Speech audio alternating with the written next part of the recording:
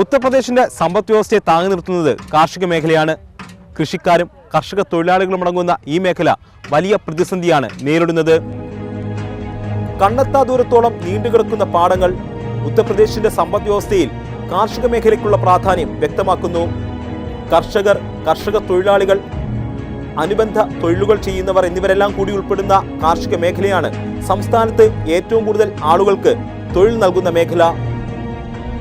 കാർഷിക ഉൽപ്പന്നങ്ങളുടെ വിലത്തകർച്ച, കൃഷിനാശം, അർഹമായ കൂലി ഇല്ലാത്തത് എന്നിവ കാർഷിക മേഖലയിൽ ജോലി ചെയ്യുന്നവരുടെ ജീവിതം ദുരിതപൂർണമാക്കുന്നു. പടിഞ്ഞാറൻ ഉത്തർപ്രദേശിന്റെ അവസ്ഥയും വ്യത്യസ്തമല്ല. പടിഞ്ഞാറൻ ഉത്തർപ്രദേശിലെ പ്രധാന വരുമാന മാർഗം കരിമ്പ് പാടങ്ങളാണ്. നിരവധി പ്രശ്നങ്ങളാണ് കരിമ്പ് കർഷകർ നേരിടുന്നത്.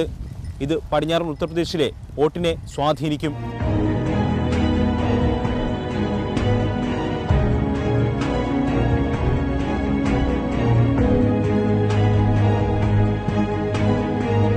കരിമ്പാണ് പടിഞ്ഞാറൻ ഉത്തർപ്രദേശിലെ പ്രധാന കൃഷി.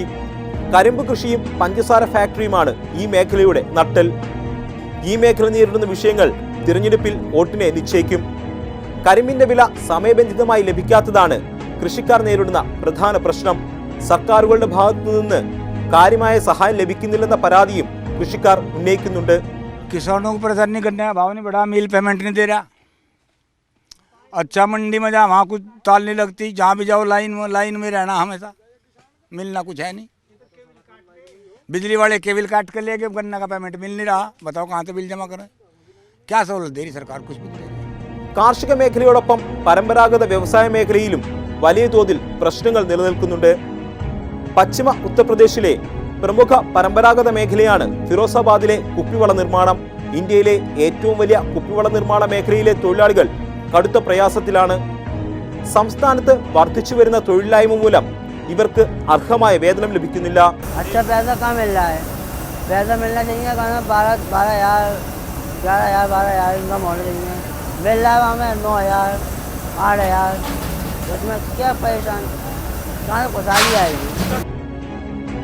കുപ്പിവളകൾ ഒട്ടിക്കുന്ന ജോലികളിൽ ഏർപ്പെട്ടിരിക്കുന്നവർ ഗുരുതര ആരോഗ്യ പ്രശ്നങ്ങളാണ് നേരിടുന്നത്.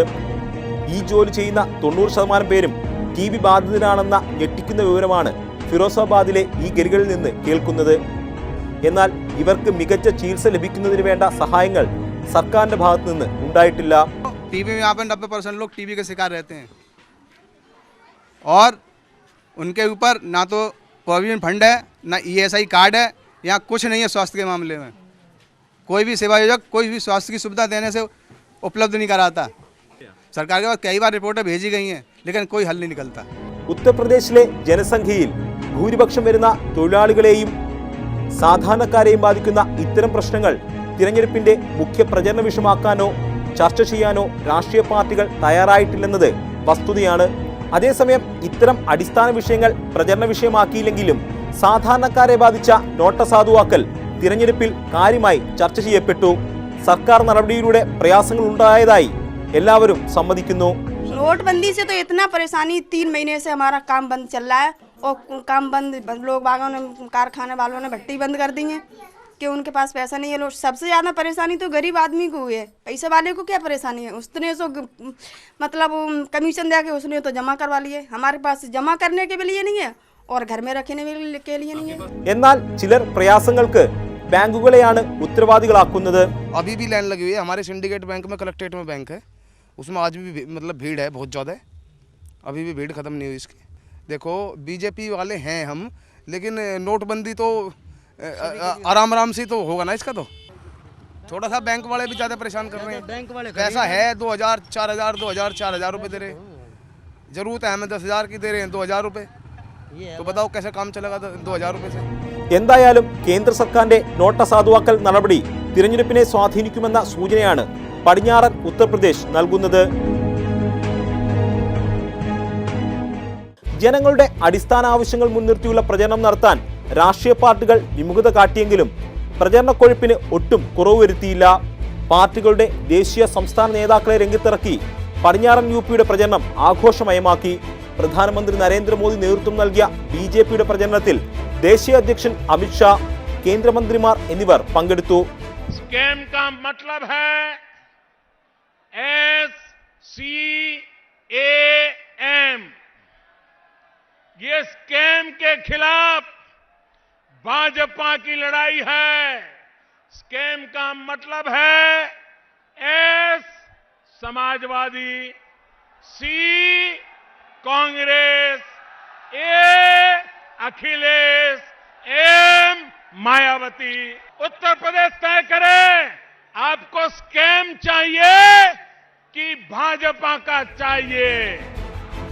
SP കോൺഗ്രസ് സഖ്യം അഖിലേഷ് യാദവ്, രാഹുൽ ഗാന്ധി എന്നിവരെ മുൻനിർത്തിയായിരുന്നു പ്രചരണം. ആഗ്രയിൽ ഇരുവരും റോഡ് ഷോ നടത്തി. UPക്ക് ഈ കൂട്ട് ഇഷ്ടമാണെന്ന മുദ്രാവാക്യം ഉയർത്തിയായിരുന്നു പ്രചരണം.